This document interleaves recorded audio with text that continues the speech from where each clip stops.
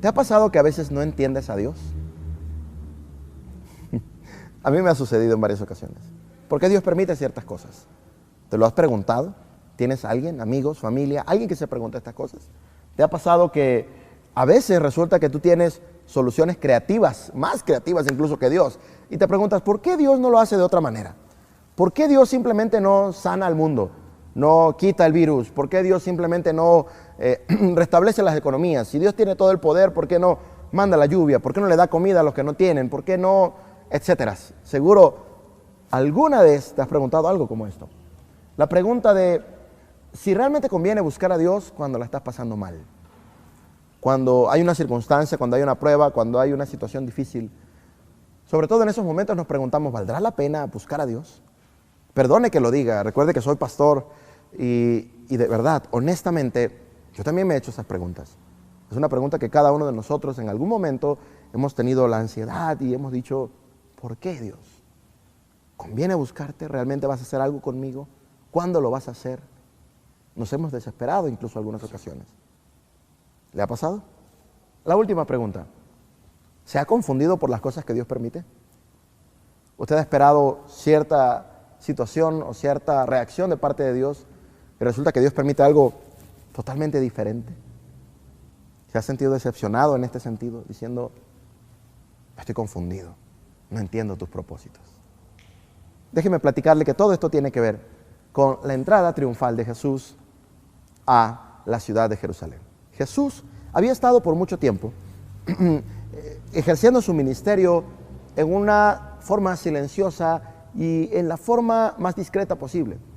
Los 4 evangelios nos van narrando algunas acciones que Jesús realizó y aunque sí de manera pública daba sus enseñanzas, aunque daba tuvo episodios como el sermón de la montaña o el sermón del monte, donde habló fuertemente, hizo declaraciones sobre las injusticias, sobre el cambio de las personas.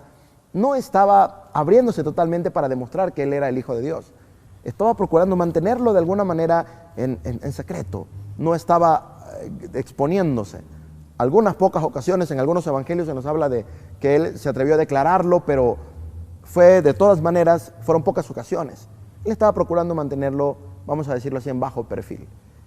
Sin embargo, en esta temporada, cuando se acercaba la fiesta de la Pascua, una temporada de muchas celebraciones para los judíos, Jesús estaba de nuevo por entrar a Jerusalén. La gran mayoría de los judíos, si no es que todos los que podían, iban a la ciudad de Jerusalén, que estaba en una montaña, subían a Jerusalén y celebraban juntos estas festividades.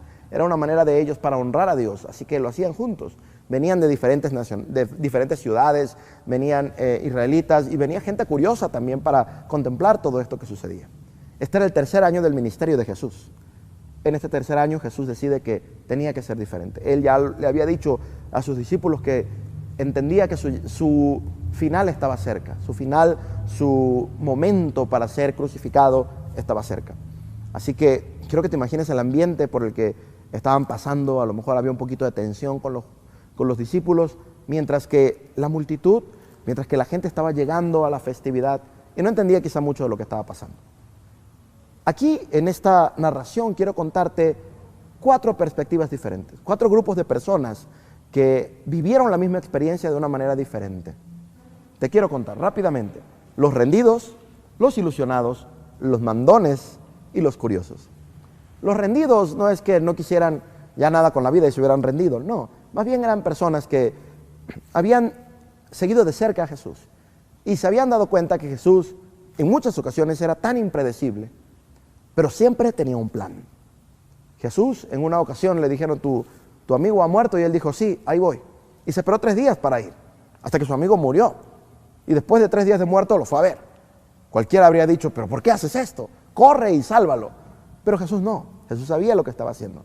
En otras ocasiones, Jesús, en lugar de tocar a los leprosos como normalmente lo hacía, les dice, no, vayan y preséntense ante los sacerdotes. Verán que en el camino, vean qué sucede. Y fueron sanados así. En otra ocasión, Jesús escupe en la tierra, hace lodo y le pone lodo de la saliva de él en los ojos a una persona para sanarla. En otra ocasión, Jesús va caminando para sanar a una persona y de camino le dicen, ya murió, y Jesús dice, Continuemos. Jesús tenía ciertas acciones que les había enseñado a los discípulos, que sus planes, su manera de obrar, era muy distinto a lo que ellos estaban acostumbrados. En ocasiones, Jesús podía llegar a ellos caminando sobre el agua. En otra ocasión, podía decirle a la tormenta, calla, enmudece. Así era Jesús.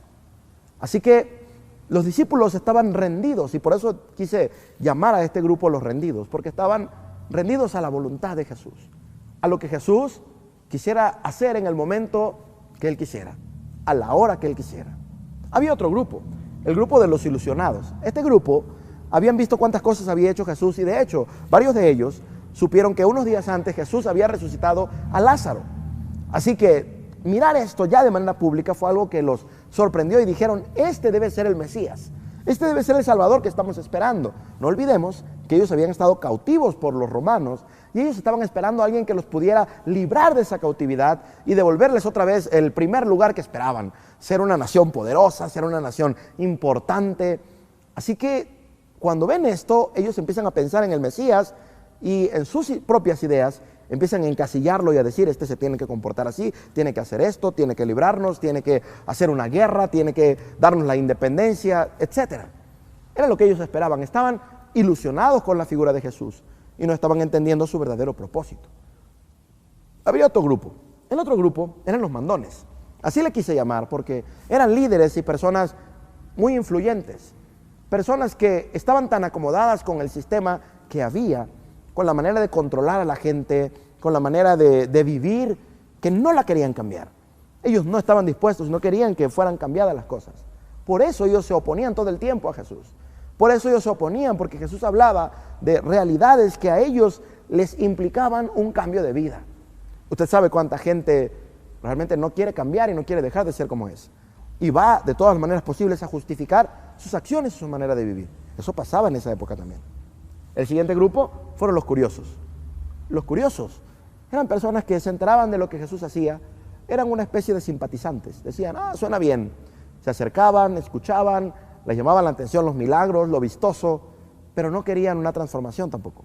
No querían ser parte de esto. Simplemente querían informarse, querían estar ahí, pero no estaban interesados en una relación que les transformara la vida. La historia empieza así. Hay varias etapas de cómo Jesús entra. Y la primera etapa fue antes de la entrada. Jesús le dice a sus discípulos que representan a los rendidos, vayan en la aldea de enfrente, porque ellos habían llegado a una ciudad, a una aldea, perdón, que estaba cerca de Jerusalén, a un par de horas posiblemente. Y en ese lugar, muchos de los que iban de camino a Jerusalén podían quedarse. Los pueblos alrededor, porque la ciudad de Jerusalén se llenaba tanto que ocupaban los pueblos de alrededor y al tiempo de las celebraciones subían a Jerusalén, la montaña, y entonces llegaban a la ciudad, celebraban y regresaban a los lugares a descansar. Jesús está con sus discípulos en uno de esos lugares cercanos y les dice a dos de ellos, vayan a la aldea de enfrente y van a encontrar un burrito. Lo van a tomar y cuando lo estén desatando, si alguien les pregunta qué hacen, ustedes díganle, bueno, el maestro, el Señor lo necesita, pero lo vamos a devolver. Así que acostumbrados ellos a lo que decíamos, a las constantes variables que Jesús siempre los sometía, a los constantes cambios de planes de Jesús, las peticiones a lo mejor extrañas para ellos, ya estaban acostumbrados, así que dijeron, está bien, vamos. Esto es importante porque el burrito tenía una representación muy especial y que voy a ir platicando un poquito más adelante. Era un burrito, solo quiero decir que no había sido usado para no había sido destinado para un uso específico todavía. Todavía estaba con su madre. Así que no había sido usado para carga, no había sido usado para nada. Todavía estaba en la etapa donde estaba al punto de ser separado de su madre y destinarle un uso. Así que dice la Biblia que ellos fueron y cuando estaban ahí, los rendidos, como estoy diciendo, estaban dispuestos a obedecer. No estaban haciendo preguntas, no estaban diciendo, ¿será que es cierto? Fíjate, los rendidos estaban confiando. Los rendidos estaban obedeciendo lo que Dios decía, lo que Jesús decía, con confianza. Porque habían aprendido que a lo largo de su caminar con Jesús, Jesús siempre iba a pedirles cosas que les iban a ayudar. Jesús siempre les iba a guiar a cosas que les iban a guiar a una transformación de vida real. Así que ellos obedecen. Cuando llegan al lugar, dice la Biblia que estaban desatándolo. Y aquí vemos la aparición de los mandones. Los mandones. ¿Por qué? Bueno, en pasajes anteriores de los 4 evangelios vemos que siempre había líderes que estaban tratando de señalar a Jesús, de culpar a Jesús, de buscar algún error en él. A cada rato le hacían preguntas, a cada rato lo cuestionaban. Y no era una excepción, no era la excepción que hubiera por ahí algunos de ellos que estuvieran todo el tiempo vigilando qué hacían. Así que cuando ellos estaban desatando al pollino, que así se le llamaba también, o al burrito, casualmente había unas personas por ahí y le dijeron, ¿qué hacen? A ver, ¿por qué están desatando al burrito? Eran ellos, la gente que siempre cuestiona lo que Dios está haciendo, la gente que siempre está preguntando, está en desacuerdo, que no está satisfecha nunca. Podríamos ser nosotros en algún momento. Gente que estamos preguntando, ¿por qué Dios lo hace de esta manera? ¿Por qué Dios no quita el coronavirus? ¿Por qué Dios permite que haya recesión económica? ¿Por qué Dios permite que haya hambre? ¿Por qué Dios? Y siempre estamos señalando lo que Dios hace y cómo lo hace. ¿Por qué Dios lo permite? ¿Por qué Dios está haciendo estas cosas? Y una explicación no va a ser suficiente para que queden satisfechos. Eso estaba pasando con ellos. Pero los rendidos, los discípulos, como estaban obedeciendo tal cual a Jesús, dice la Biblia que ellos sabían exactamente qué responder. Nos conviene de verdad obedecer y rendirnos a la voluntad de Dios. Sabremos siempre qué responder. Sabremos siempre cómo actuar en cada situación. Dice la Biblia que ellos dijeron exactamente lo que Jesús les había dicho. Le dijeron, ¿saben qué? El maestro, el Señor lo necesita y lo vamos a devolver. Y no pudieron decir nada más. Les dejaron ir. Así que ellos regresan y mientras está sucediendo todo esto, ahí, cerca de ellos había de los otros 2 grupos, los ilusionados, los que se habían encargado de regar la noticia de que Jesús había resucitado a un muerto. Los que se habían encargado de decir, este seguro sí es el bueno, este seguro sí es el que puede cambiarnos las cosas. Los que quizás se habían encargado de decir, ¿sabes qué? Con este vamos a hacer una revolución. Gente que estaba apostando a que Jesús iba a hacer exactamente lo que ellos querían que hiciera. Imagínate, ¿cuántas veces no nos ha pasado que acabamos decepcionados quizá porque Jesús no hace lo que yo quiero que haga?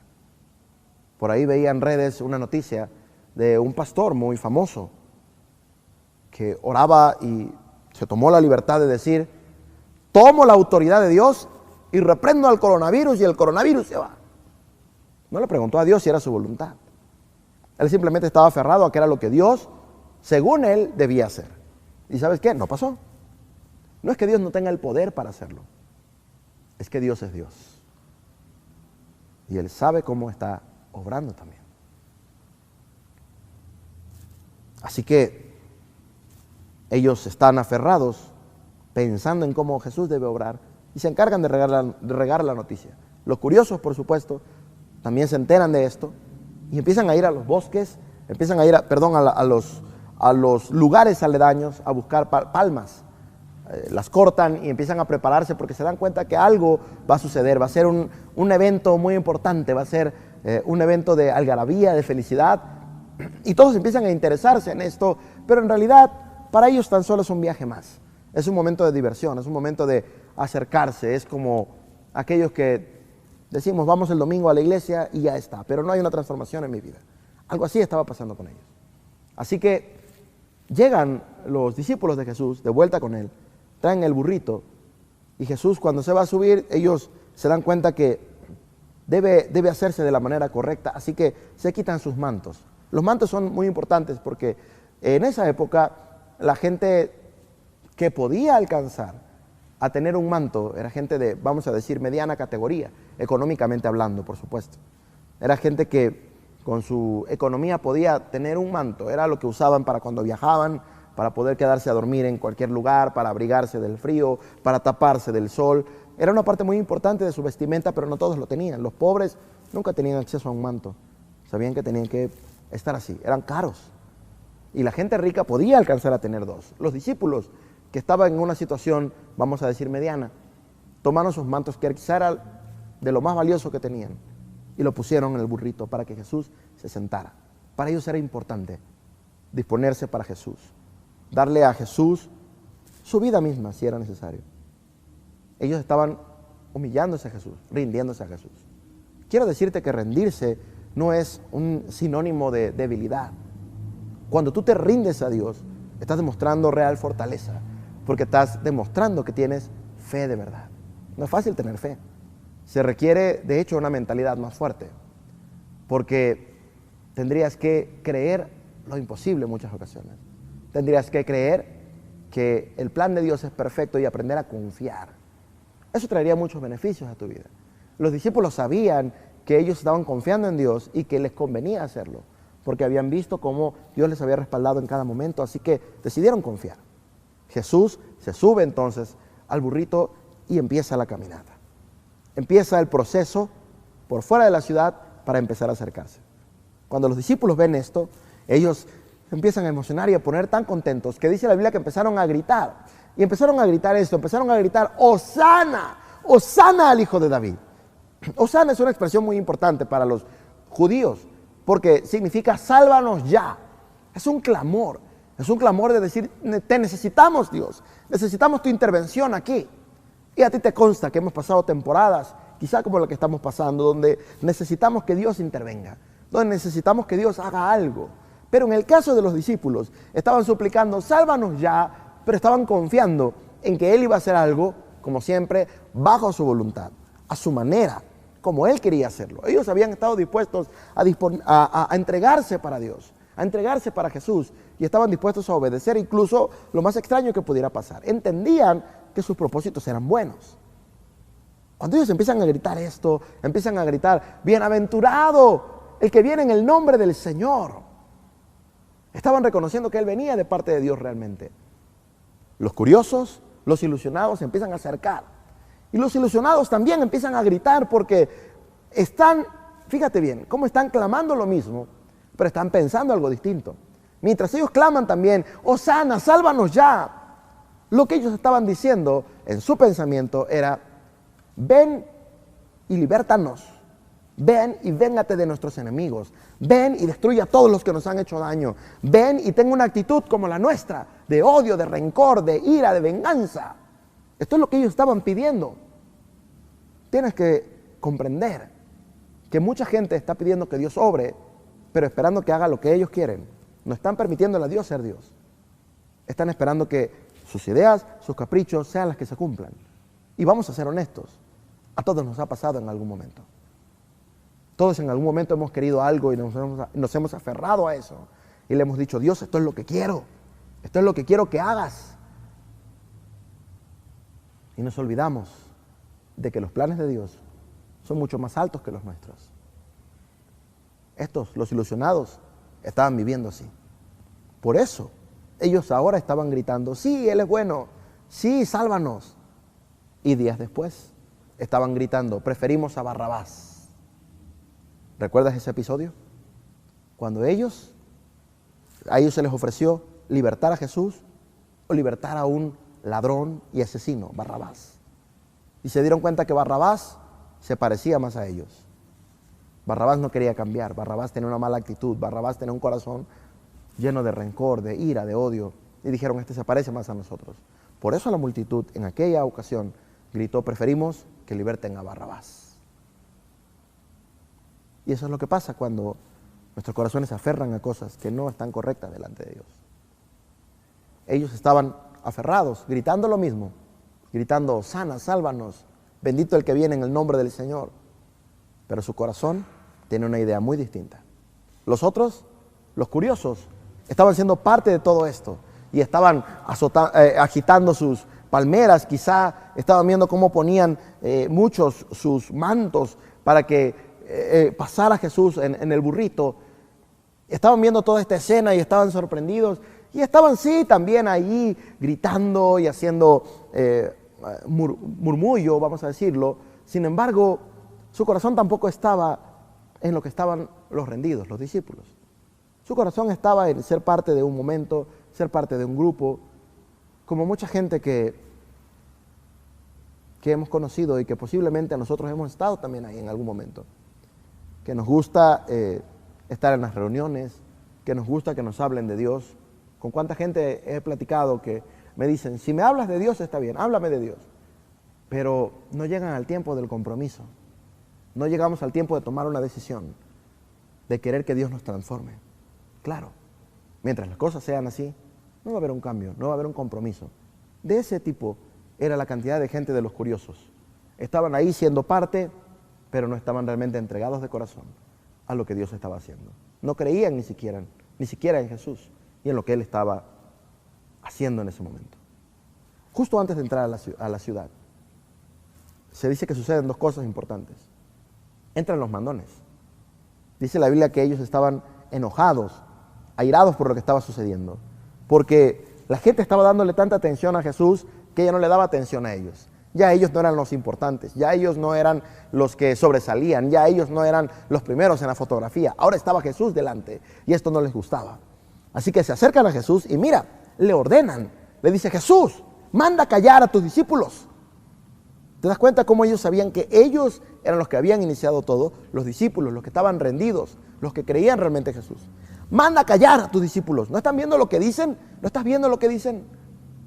Van con órdenes, van a cuestionarlo, van a señalarle, van a decirle: tú tienes que hacer las cosas así, ¿qué te pasa?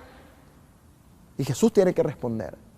Y esto es interesante porque Jesús responde demostrando que no tiene que darle cuentas a nadie, porque Él es Dios. ¿No han oído? La Biblia dice que esto tenía que suceder de la boca de los niños y de los que maman fundaste la alabanza. ¿Se dan cuenta que esto es parte esencial de lo que debe suceder? Jesús no cambia esta situación, porque era necesario que se cumpliera lo que en la Biblia estaba escrito. Así sucede cuando nos aferramos a cuestionar a Dios, a señalar a Dios. Simplemente nuestro corazón se amarga, se llena de soledad. ¿Usted cree que algún día le vamos a ganar a Dios? Si Él es Dios. No tenemos la capacidad. ¿Para qué tomar esa actitud que nos lastima, que nos hiere y que no nos permite cambiar? Eso era parte de lo que había en el corazón de este grupo, que no quería ser transformado, que le estorbaba porque no quería vivir diferente, vivir mejor. La Biblia dice que cuando estaban a punto de entrar a la ciudad, Jesús contempla la ciudad y sucede algo contradictorio como lo que decía Jesús acostumbraba a hacer. En lugar de entrar feliz y sonriente quizá, porque ahora sí, la gente lo estaba reconociendo al parecer, la gente lo estaba alabando al parecer, estaba recibiendo gloria, honor. Cualquier otro habría dicho: ¡uf, al fin, ya me conocieron! Pero Jesús entendía los corazones de las personas que estaban ahí, de la multitud, de la gran mayoría. Y dice la Biblia que Jesús empezó a llorar. Contempló la ciudad y lloró. Y lloró por un motivo muy importante. Jesús lloró y dijo: Jerusalén, si supieras, si entendieras que este es el momento de tu visitación, que este es el momento donde estoy abriendo mi corazón para ti, para tener misericordia, para enseñarte, para ayudarte a ser transformado. Si tú entendieras la intención de Dios para contigo, Jerusalén. Eso sucede hoy mismo, de hecho. Hoy mismo, date cuenta cómo las redes están llenas de la palabra de Dios, las redes sociales. Date cuenta cómo mucha gente durante el día, durante la semana, seguro que te ha hablado de Dios. Seguro que te han dicho algo acerca de Dios. Date cuenta cuántas veces has escuchado que es el tiempo de buscar a Dios, de rendirse totalmente, de ser honesto con Él, de abrir tu corazón, no por obtener algo, sino por ser sincero con Él y tener una relación plena, que te bendiga, que te ayude, pero sobre todo que te transforme. Es tiempo de entregar en los corazones a Dios. Sin embargo, muchos de nosotros todavía nos aferramos a no hacerlo, porque tenemos en nuestro corazón a lo mejor el grito Hosana en nuestros labios, pero en nuestro corazón tenemos una actitud muy distinta. La gran multitud, la gran mayoría estaba en esta misma situación. Fíjate, cuando un rey entraba a una ciudad en caballo, estaba diciendo que estaba entrando a esa ciudad y que iba a haber violencia, que se iba a imponer, que los iba a conquistar. Eso significaba. Pero cuando alguien de la realeza, cuando alguien importante entraba a una ciudad en un burrito que no había sido usado para nada más, estaba significando realeza, pero que venía en son de paz. Venía con otra actitud, con la actitud de ayudar, de bendecir. Mira qué importante mensaje Jesús estaba dando. Y estaba en las profecías, que Él sería el Mesías. Sin embargo, Los corazones estaban centrados en lo que ellos consideraban era lo importante. La gran mayoría estaba concentrado en lo que querían que Dios hiciera. La gran mayoría estaba pensando en sus intereses y no en los intereses de Dios, que en realidad serían los que le llevarían a lo mejor. Era un pequeño número solamente el que estaba siendo honesto y sincero. Por eso Jesús mira la ciudad y se duele y dice: si tú entendieras que el plan de Dios para ti es bueno, si tú dejaras de aferrarte a tus propias ideas, si tú dejaras de querer siempre hacer lo que tú quieres y que yo haga siempre lo que tú quieras, si tú dejaras de cuestionarme y te atrevieras a confiar en mí. ¿Sabes que este es un clamor que hasta nuestros días debe sonarnos con la importancia que tiene? Que Dios nos ama, pero que Dios no puede obrar en nuestra vida si nosotros no se lo permitimos, porque Él ha decidido respetar nuestras decisiones. Y nuestras decisiones no es solo lo que decimos, es lo que hay en nuestro corazón. Hoy en día también la gran multitud está pensando solo en sí mismo, solo en las soluciones que yo creo, y no está atreviéndose a confiar en Dios. Por eso el clamor de Jesús sigue siendo el mismo. Si entendieras el tiempo de tu visitación, si entendieras que te estoy buscando porque te amo, si entendieras que no es una casualidad que estés escuchando esta palabra, si entendieras que yo quiero algo contigo, si entendieras que lo que está pasando en tu corazón, que ese fuego, que esa sensación extraña quizá que estás sintiendo, es Dios mismo diciéndote: te amo y quiero una relación honesta contigo. Solo confía. Atrévete a confiar en mí, es lo que dice Jesús hoy. Mira este cuadro. Al fin Jesús está siendo reconocido, al parecer. La multitud está asombrada. Y al entrar en la ciudad, Jesús, en lugar de entrar feliz, saludando como todo buen político, Jesús entra llorando, porque entiende que la gran mayoría de los que están ahí, su corazón no está con Él. Cuando sucede esto, muchos de los curiosos, dice la Biblia, que empiezan a preguntarle a los demás: oye, ¿quién es este? Mira esta entrada asombrosa que le están haciendo. ¿Quién es? Le dicen: es el profeta de Dios. La misma gente estaba reconociendo que era Dios. Sin embargo, no le estaban dando la calidad de Dios. Conozco gente que dice: yo creo en Dios, pero sus decisiones, su manera de actuar no demuestran que crean en Él. Has escuchado personas que dicen: yo voy el domingo a la iglesia, yo amo a Diosito, yo respeto a Diosito, Él es bueno, sí, yo creo en Él, en las noches le hablo, en el día le agradezco, pero su vida no ha sido transformada porque su corazón no se lo han entregado a Él honestamente. Así que sucede lo mismo hoy en día. Mucha gente dice creer, pero poca gente decide entregarse y rendirse de verdad ante la voluntad de Dios. Rendirnos ante la voluntad de Dios nos conviene de verdad. La Biblia enseña en el Evangelio de Juan que los discípulos tampoco estaban entendiendo lo que estaba pasando. Los rendidos de los que hablábamos tampoco lo estaban entendiendo. Estaban confiando, estaban obedeciendo, aunque no estaban entendiendo todo lo que sucedía. Hasta después que Jesús resucita, ellos empiezan a recordar todos los episodios y se dan cuenta: ahora entendemos el plan de Dios. Claro, todo tenía sentido, pero lo entendieron hasta después. Sin embargo, nunca dejaron de confiar en este proceso. Dios quiere enseñarte que te conviene confiar. Te conviene, nos conviene confiar en Dios. Nos conviene esperar en sus planes, confiar en sus propósitos, no querer obligarlo a que haga lo que yo pienso, lo que yo quiero. Este es el mensaje de esta noche. ¿Qué tal si tomas la actitud de una persona que se rinde delante de Dios y que le dice: Dios, quiero intentarlo realmente como tú lo dices, como tú lo esperas, como tú lo quieres? No quiero aferrarme a las cosas que yo quiera o a las cosas que yo diga, que lo hagas así o así o así. Esta vez, Señor, quiero confiar en tu voluntad. Y quiero, como los discípulos lo hicieron, disponer mi vida para ti. Disponer mis capacidades, disponer mis fuerzas, disponer todo lo que soy y todo lo que tengo para que tú decidas qué debo hacer. Para que tú me guíes en este caminar. Para que tú me transformes y me conviertas en un verdadero hijo tuyo. Muchos hemos vivido por mucho tiempo lejos de Dios y las consecuencias no han sido buenas. Pero hoy Jesús está diciendo lo mismo que dijo hace muchos años. Si supieras que este es el tiempo de tu visitación. Quiero invitarte a hacer algo especial.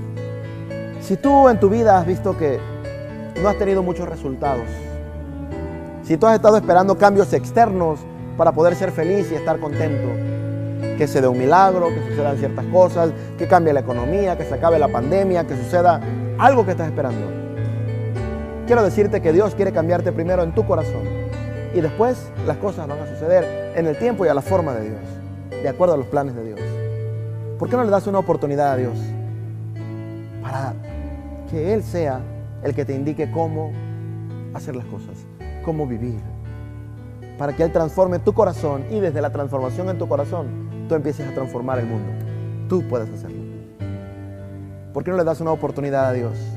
Y le dices: Dios, quiero aprender a confiar en ti. Aunque no entienda todo lo que esté pasando, quiero aprender a confiar en ti, a caminar en tu voluntad, porque quiero ver tus milagros. Si tú eres de esas personas que está entendiendo claramente el tiempo de su visitación, el tiempo que Dios le está hablando, el tiempo en que Jesús quiere enseñarte, amarte, ayudarte, entonces quiero invitarte a que hagas una oración conmigo.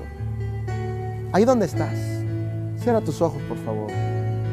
Si tienes a tu familia al lado y tú has hecho ya un compromiso con Dios, cierra tus ojos también, por favor. Vamos a tener este espacio solemne y vamos a decirle a Dios: Señor, quiero intentarlo a tu manera. No quiero seguir caminando solo. No quiero seguir teniendo mis propias ideas y cuestionándote todo el tiempo. Quiero aprender a confiar. Quiero aprender a vivir en tu voluntad. Atrévete a hacerlo conmigo. Dile a Dios: Señor, hoy reconozco que mis ideas me han llevado tan lejos de ti.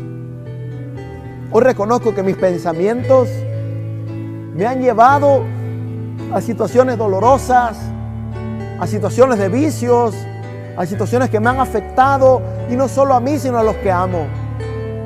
Hoy reconozco que no quería aceptarlo, pero mi corazón no lo he entregado completamente a ti. Esta noche quiero que las cosas sean diferentes. Quiero ofrecerte mi vida completa a ti. Quiero ofrecerte mis pensamientos a ti, mi corazón a ti. Quiero ofrecerte todo lo que soy para que tú, Señor, me enseñes a confiar. Me enseñes a vivir como tú quieres. Me enseñes, Señor, a ser fuerte en ti. Aprender a esperar en tu voluntad. Aprender a esperar en tus propósitos. Dile, por favor, limpia mis errores. Limpia mis faltas. Yo acepto el sacrificio de Jesús en la cruz, que pagó por mis pecados y que ahora me permite acercarme a ti en paz y con alegría. Señor, quiero ser tu hijo. Quiero confiar en ti como un hijo debe confiar en su padre. Quiero ir de tu mano todo el tiempo. Quiero aprender a obedecerte y ser transformado por ti, y que tu paz me inunde toda mi vida. Gracias, Señor. Si hay alguien más ahí contigo, si tú ya tienes un compromiso con Dios, haz esta oración conmigo. Ora por las personas que han hecho este compromiso. Si tú acabas de orar así, habla con Dios, abre tu corazón mientras oro por ti, por favor. Señor, en el nombre de Jesús quiero pedir tu fortaleza. Quiero agradecer, Señor, por cada persona que ha hecho este compromiso, por cada persona que se ha decidido a darte una oportunidad a ti para que su vida sea transformada. Por favor, Señor, tráeles paz, tráeles gozo a nosotros mismos, Señor. Ayúdanos, los que tenemos un compromiso contigo, a no dejar de confiar, a fortalecernos en la fe, en la confianza y en la paz de que tú eres nuestro Dios, de que tú nos estás ayudando, de que tus planes son buenos y de que tú, Señor, estás obrando en nuestras vidas. En el nombre de Jesús, llénanos de tu amor, llénanos de tu paz, llénanos de tu fuerza. Y permítenos, Señor, confiar completamente en tu voluntad mientras obedecemos lo que tú nos has enseñado. Gracias, Señor. Hoy queremos estar delante de ti como gente rendida a tus pies y a tu voluntad. Muchas gracias, Señor. Aleluya. Yo me rindo a Él. Yo me rindo a Él. Todo a Cristo yo me entrego. Quiero serle fiel. Yo me rindo a Él. Yo me rindo a Él. Todo a Cristo yo me entrego. Quiero serle fiel. La Biblia enseña que cuando alguien toma una decisión para confiar en Dios y para vivir en una relación con Él, en los cielos hay fiesta. Así que si tú has hecho esta oración con nosotros, quiero decirte, hay una gran celebración por tu causa. Nosotros estamos felices por lo que Dios está haciendo en tu vida. Pero en el cielo hay una celebración inmensa porque tú has decidido darle una oportunidad a Dios en tu vida. Si tú estabas lejos de Dios y has decidido reconciliarte con Él y arreglar tu vida con Él, te felicito. También hay una gran celebración por ti. Estamos felices de lo que estás permitiendo.